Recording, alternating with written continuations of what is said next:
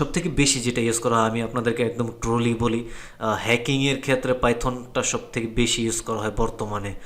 কারণ এই পাইথন দিয়ে আপনি নিজে স্ক্রিপ্ট বানাতে পারবেন, হ্যাকিং স্ক্রিপ্ট বলেন, দেন ফিশিং স্ক্রিপ্ট বলেন, দেন স্পুফিং স্ক্রিপ্ট।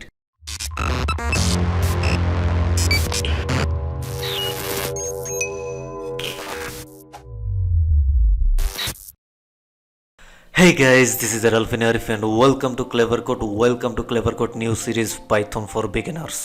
তো আশা করি এই সিরিজটা বিগিনার্সদের জন্য খুবই খুবই ইম্পর্ট্যান্ট হবে এবং ওদের খুবই ভালো লাগবে, কারণ এটার মধ্যে আমি বিগিনার্সদের জন্য যা যা ইম্পর্ট্যান্ট, যা যা প্রয়োজন সব কিছু আমি দিয়ে দেবো ইনশাআল্লাহ। তো এই ফাইলগুলো অ্যাকচুয়ালি বিগিনার্স যে সিরিজটা আমি স্টার্ট করতে যাচ্ছি সেটার জন্য বানানো না। এই ফাইলগুলো বানানো আমার একটি কোর্স আসছে সামনে ইনশাআল্লাহ, হয়তোবা 6 মাস থেকে 1 বছর সময় লাগবে, কারণ সেটার মধ্যে বিগিনার্স টু অ্যাডভান্স এভরিথিং থাকবে, এভরিথিং, যেটা দিয়ে অনেকে স্যাটিসফাইড হয়ে যাবে, অনেক ফায়দা হয়ে যাবে, যেটা দেখলে এক কোর্সেই এনাফ হয়ে যাবে পাইথন শেখার জন্য। কারণ বিগিনার্স থেকে অ্যাডভান্স অনেক কিছুই থাকবে ওইটাতে। আপনি পাইথন শিখে দেন, ফ্রিল্যান্সিং কীভাবে করবেন সেগুলো একটু যে দেওয়ার চেষ্টা করবো এটাতে। তো এখানে পাইথন শেখার আগে আপনাকে যেটা করতে হবে, আপনি আপনার সেলফকে কোশ্চেন করবেন, what can I do with Python. Then Google করবেন, ইউটিউবে রিসার্চ করবেন, অনেক কিছু জানার চেষ্টা করবেন যে পাইথন দিয়ে অ্যাকচুয়ালি কী কী করা হয়। তো শুধু রিসার্চ করলেই কিন্তু হবে না, আপনার যদি ভালোবাসা না থাকে, প্রোগ্রামিংয়ের ওপর যদি ভালোবাসা না থাকে, তাহলে কখনোই আপনি কোনো কিছু শিখতে পারবেন না। এসটিএমএল ওপরে যদি আপনার অ্যাট্রাকশন না থাকে, তাহলে কখনোই আপনি এসটিএমএলও শিখতে পারবেন না, পাইথন তো দূরের কথা। তো পাইথন শেখার আগে বা প্রোগ্রামিং শুরু করার আগে আপনি এগুলো নিয়ে খুবই রিসার্চ করবেন এবং আপনার ভিতরে সেই অ্যাট্রাকটিভটা কাজ করতে হবে, তাহলে আপনি ইজিলি প্রোগ্রামিংটা শিখতে পারবেন বা গেইন করতে পারবেন। তো পাইথন দিয়ে অ্যাকচুয়ালি কী কী করা হয়, এখানে একটি বেসিক একটি দেওয়া আছে, লিস্ট করানো আছে।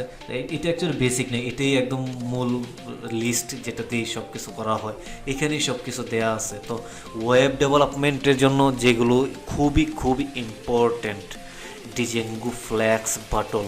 কিন্তু ডিজেঙ্গুটা বর্তমানে 90% ওয়েবসাইটে ডিজেঙ্গুর ওপর রান করানো, 90% ওয়েবসাইট ডিজাইনগুলোর উপর রান করানো। দেন এবং পরামর্শ যে ইয়াটা আছে, আপনার সিস্টেমটা আছে, একটা কান্ট্রির যে সিস্টেমটা আছে, ওই কান্ট্রির সিস্টেমের ওয়েবসাইটের মধ্যেও ডিজাইনগুলো ইউজ করা। তো ডিজাইনগুলো খুবই ইম্পর্ট্যান্ট ওয়েব ডেভেলপমেন্টের জন্য, ডিজাইনগুলো খুবই খুবই ইম্পর্ট্যান্ট। দেন ফ্ল্যাক্স তো আছেই, বাটল তো আছেই। তো এখানে দ্বিতীয় যেটা দেয়া আছে যে সায়েন্টিফিক অ্যান্ড নিউমেরিক, এগুলো হচ্ছে পান্ডা ইউজ করা, এটার জন্য পান্ডা ইউজ করা হয় এবং পান্ডাটা খুবই ইম্পর্ট্যান্ট একটা মডিউলস। এই ডিজেঙ্গু, ফ্ল্যাক্স, বটল এগুলো কিন্তু এক একটা ফ্রেমওয়ার্ক, এই ডিজেঙ্গুটা একটা ফ্রেমওয়ার্ক, বাট এই পান্ডাটা একটা মডিউলস, পাইথনের একটা মডিউলস। তো সেটা নিয়ে আমি পরবর্তীতে অবশ্যই আলোচনা করব। এবং ডেস্কটপ অ্যাপ্লিকেশনের জন্য যেগুলো সবচেয়ে বেশি ইউজ করা হয় সেটা কেবি, এই কেবিটা সবথেকে বেশি ইউজ করা হয়। দেন পাইজিইউআই এগুলো ইউজ করা হয়। তো এইগুলো হচ্ছে ডেস্কটপ অ্যাপ্লিকেশনের জন্য। দেন ডাটাবেসের জন্য যেগুলো বেশি ইউজ করা হয় সেটা হচ্ছে এমএসএসকিউএল, এটা অনেক অনেক বেশি ইউজ করা হয়। দেন বিজনেসের জন্য ওডো ইউজ করা হয়, ওডিও এগুলো ইউজ করা হয় বিজনেসের জন্য। ট্রাইটন এগুলো বিজনেসের জন্য ইউজ করা হয়। ধরুন আপনি একটা সিস্টেম বানাতে যাচ্ছেন যেটার মধ্যে একটি হোটেল ম্যানেজমেন্টের সিস্টেম থাকবে, তো ওই রকম আপনি কোনো কিছু অ্যাপ্লিকেশন বানাতে গেলে আপনাকে ট্রাইটন অথবা ডিও এগুলো ইউজ করতে হবে। তো মেশিন লার্নিং এটা একটা ইম্পর্ট্যান্ট একটা টপিক। পাইথন প্রোগ্রামার যারা আছে তারা প্রত্যেকেই এই জিনিসটা শিখে এবং এই জিনিসটার উপর অনেক গুরুত্ব দেয়। মেশিন লার্নিংটা হচ্ছে একটা মেশিনের সিস্টেম কীভাবে বিল্ড আপ করা হয়, সেইগুলো হচ্ছে মেশিন লার্নিং।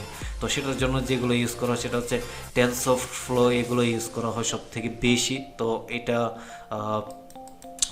আপনারা এটা নিয়ে ঘাটাঘাটি করবেন, গুগলে দেখবেন, দেন ইউটিউবে এগুলো নিয়ে হাজার হাজার টিউটোরিয়াল দেওয়া আছে, তবে সেগুলো ইংলিশ। তবে আমি এখনও মেশিন লার্নিং শিখিনি, যখন শিখবো অবশ্যই আপনাদেরকে শিখিয়ে দেবো এটা।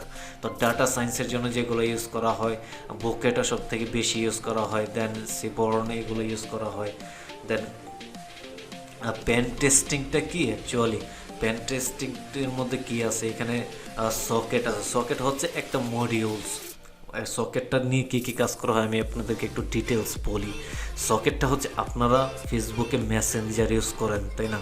তো মেসেঞ্জারের মধ্যে আপনি যখন অন্যদেরকে, আপনার ফ্রেন্ডকে যখন আপনি মেসেজ করেন, তখন কিন্তু সেটা ভিন্ন একটি আইপিতে আপনি কন্ট্যাক্ট করার চেষ্টা করেন। তো এটা সম্পূর্ণ সকেট দিয়ে করা হয়।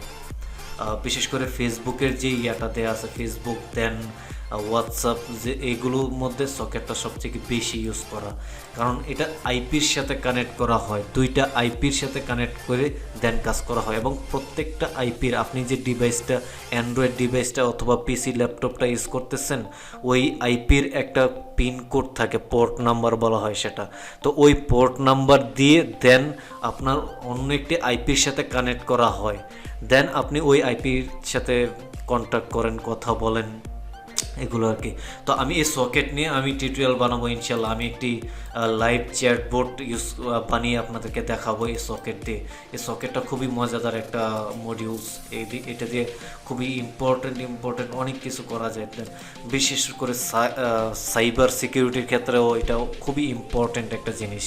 যারা সাইবার সিকিউরিটি নিয়ে কাজ করে তারা এটার সম্পর্কে যে ভালো জানে। দেন পাইথন শিখলে আপনার আরও একটি প্লাস পয়েন্ট আছে, আপনি সবথেকে বেশি যেটা ইউজ করা হয়, আমি আপনাদেরকে একদম ট্রুলি বলি, হ্যাকিংয়ের ক্ষেত্রে পাইথনটা সবথেকে বেশি ইউজ করা হয় বর্তমানে। কারণ এই পাইথন দিয়ে আপনি নিজে স্ক্রিপ্ট বানাতে পারবেন, হ্যাকিং স্ক্রিপ্ট বলেন, দেন ফিশিং স্ক্রিপ্ট বলেন, দেন স্পুফিং স্ক্রিপ্ট। তো এই স্ক্রিপ্টগুলো আপনি নিজেই ক্রিয়েট করতে পারবেন আপনি যদি পাইথন শিখেন বা পাইথন জানেন। তো এগুলো আপনারা ধীরে ধীরে শিখবেন এবং ধীরে ধীরে জানবেন। আগে বিগিনার্স সিরিজটা শেষ করেন, দেন অ্যাডভান্সে আসেন, আস্তে আস্তে ধীরে ধীরে ধাপে ধাপে শিখবেন আর কি। বেশি তাড়াহুড়া করতে গেলে কোনো কিছুই শিখতে পারবেন না, একটু ধাপে ধাপে আগাবেন। এবং পাইথন এমন একটা ল্যাঙ্গুয়েজ যেটা আপনার একদম বিগিনার্সরাও শিখতে পারবে। আপনি এর আগে HTML CSS বা বুটস্ট্র্যাপ অন্যান্য কোনো ল্যাঙ্গুয়েজ শিখেন নেই, তারপরও একদম নতুন অবস্থায় এসে আপনি পাইথন শিখতে পারবেন, এতটা ফ্রেন্ডলি পাইথন। সো গাইস, ভিডিওটি এ পর্যন্তই ছিল। আশা করি ভিডিওটি ভালো লাগবে, এবং যদি ভালো লেগে থাকে তাহলে অবশ্যই লাইক করবেন, কমেন্ট করবেন, শেয়ার করবেন, এবং আপনার ফ্রেন্ড সার্কেলদের সাথে শেয়ার করবেন, যেন ওরা আসে, ওরা দেখে, ওরা যেন শিখতে পারে। আল্লাহ হাফেজ।